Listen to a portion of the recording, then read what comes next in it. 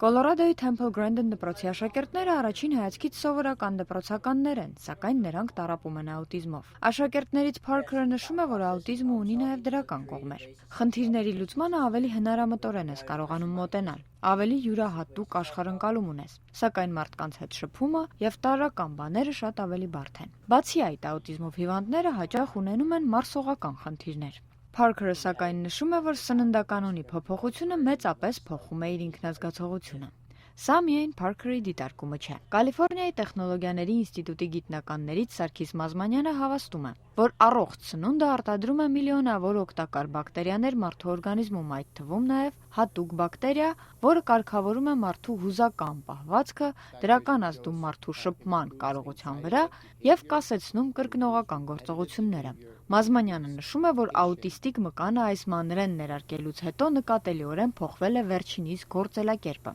Այսպիսով, Մազմանյանը առաջ է բերում այն թեզը, թե աուտիզմը միայն ուղեղի հիվանդություն չէ, այն նաև կապված է մարդու մարսողական համակարգի հետ։ Եվ մարսողական համակարգը կարգավորելով կարելի է փոխել աուտիզմով տառապող մարդու պահելաձևը։ Արիզոնայի համալսարանում Ռոզա Բրաունը նույն եզրահանգմանն է եկել աուտիզմով հիվանդ մարդկանց ուսումնասիրության ժամանակ։ Նա նշում է, որ ուսումնասիրությունները ցույց են տվել, որ աուտիզմով հիվանդների օրգանիզմում նկատելիորեն պակաս են օգտակար բակտերիաները։ Ուսումնասիրությունը պարզել է, որ աուտիզմով տառապող երեխաների աղիքներում տարաբնույթ մանրէների թիվը շատ ավելի ցածր է։ Արիզոնայի նահանգային համալսարանից Ջեյմս Ադամսը նշում է, որ աուտիզմով տառապող երեխաների բժշկական պատմությանը հետևելով ակնհայտ է դառնում մի փաստ։ Նրանց մեծամասնությունը անցյալում ընդունել է շատ ավելի մեծ քանակության անտիբիոտիկներ։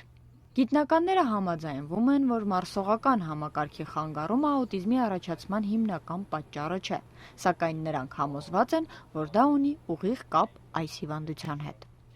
Ամերիկայի ձայն, Վաշինգտոն։